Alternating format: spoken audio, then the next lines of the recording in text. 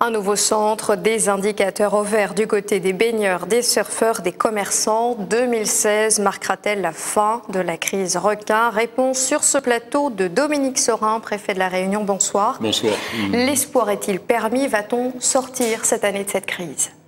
Et il faut tout faire pour sortir de cette crise.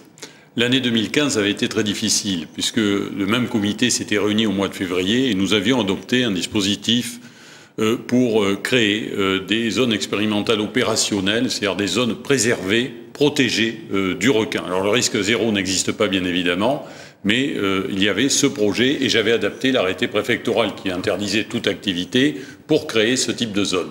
Et nous avions créé nous avons mis en place, lancé ce dispositif.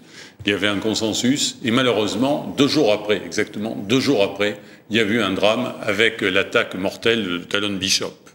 Et nous avions tous les partenaires, c'est-à-dire les collectivités, la région, les associations, l'État avaient décidé de poursuivre. Et il y a eu à nouveau ce drame avec l'attaque dont a été victime le jeune Elio qui avait choqué tout le monde.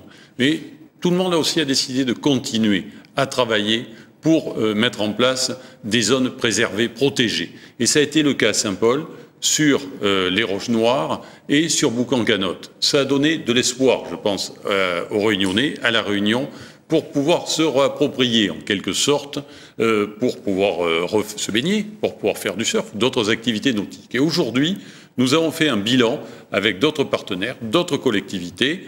Il y a des projets qui existent sur Saint-Pierre, des projets qui existent sur Trois-Bassins, des projets qui existent sur Saint-Leu, pour créer également des zones protégées. Parce que le risque requin existe toujours. Il y a toujours des risques d'attaque de requins.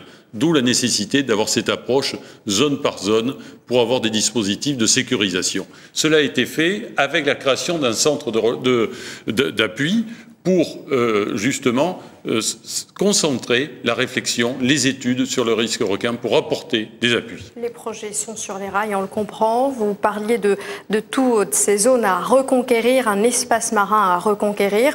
Je reviens au dernier arrêté préfectoral qui interdisait les activités nautiques que vous avez mentionné. C'était en février 2015. Est-ce que vous allez le modifier dans les prochaines semaines, justement en tenant compte de la pose des filets, par exemple? Mais non, justement, j'avais modifié l'arrêté en février 2015 pour pouvoir prévoir des zones protégées et pouvoir installer des filets. Et donc, je vais maintenir cet arrêté qui a permis d'arriver à cela. Et avec des appuis financiers, vous avez cité tout à l'heure les interventions de l'État, mais il y a les interventions de la région, les interventions des communes qui ont permis de financer l'ensemble de ces dispositifs. Et donc, nous allons continuer dans ce sens. La réunion d'aujourd'hui a permis, je pense, un consensus assez général sur ce dossier et nous a permis de continuer, d'avoir confirmation de la nécessité de continuer dans ce sens.